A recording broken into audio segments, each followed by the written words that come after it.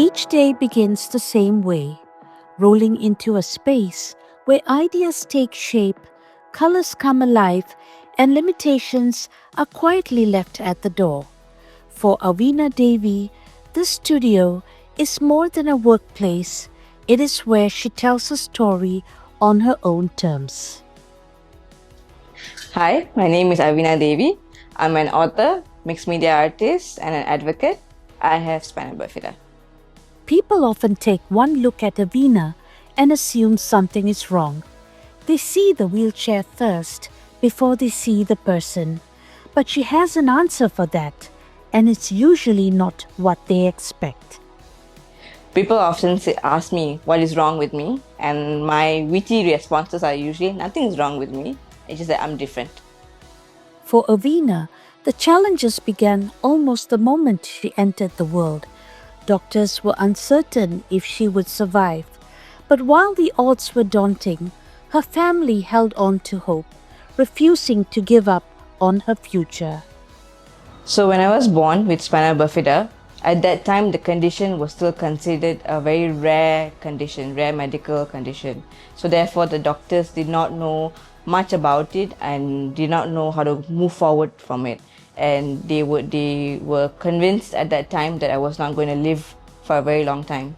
But I guess, like my parents beautifully always say, God has His own plan, and I eventually, with a lot of gratitude and blessing, the right doctor came forward and did the necessary surgeries for me to move forward and live a healthier life and a good life. Yeah. As Avina grew up, the struggle was no longer about surviving.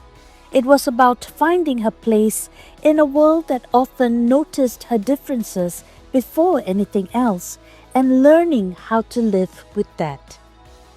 Whenever I did feel sorry for myself, it's because when I put myself out there and I meet new people, when I meet people in public, they are always pointing out on my differences, on my flaws, which even though I don't believe in flaws.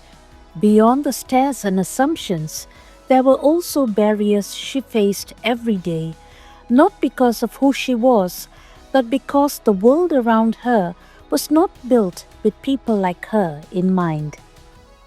If I were to point out certain difficulties that I've had from the time I was young till today, and that is infrastructure.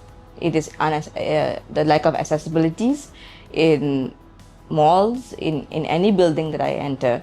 May it be not having an OKU parking or an OKU bathroom or ramps that where it's needed. That for me was feeling like I do not belong in the community. Back at home, there was no room for pity. Her family never allowed Avina to see herself as limited or broken. Instead, they reminded her again and again of everything she was capable of, refusing to let her dwell on what she could not do. My mom would turn around and said, you're fine. You speak very well, maybe too much. My hands work. I think I can do a lot of things, most of the things that my siblings do. So there's no reason for you to feel sorry. The only thing that does not function very well is your legs. Encouraged by her family, Avina explored many paths, from culinary school to modeling, even learning how to drive. But along the way, she discovered a deeply personal outlet, channeling her experiences, memories, and resilience into mixed media art. So it's how mixed media came up to me, or my forte, I would say, is that mixed media in itself has so many layers, right? With the paint itself, with the materials itself, with the textures, and I feel so connected to that process because life works like that. Our life has so many layers, maybe with our emotions, maybe with our actions, maybe what happens to us, and maybe how we respond to it. So that's how I look at my mixed media paintings. How I bring in all the elements together to speak about those layers. I can never do an art without texture, because for me the texture speaks about aliveness. wanting to be alive despite the challenges that was thrown to me. Today, the journey that once required explanation has become a perspective she carries with certainty. Avina refuses to give up. Instead, she chooses to live fully, to create, and to claim her place in the world on her own terms.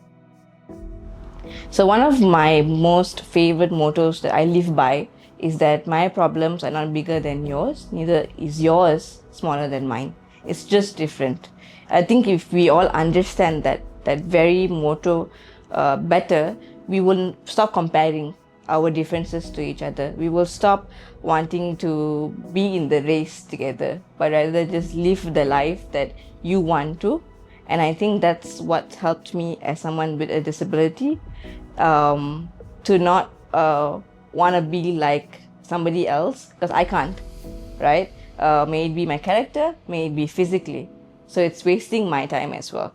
So I think living by that motto helps me to constantly stay grounded, stay authentic, and basically remain who I want to be for the rest of my life.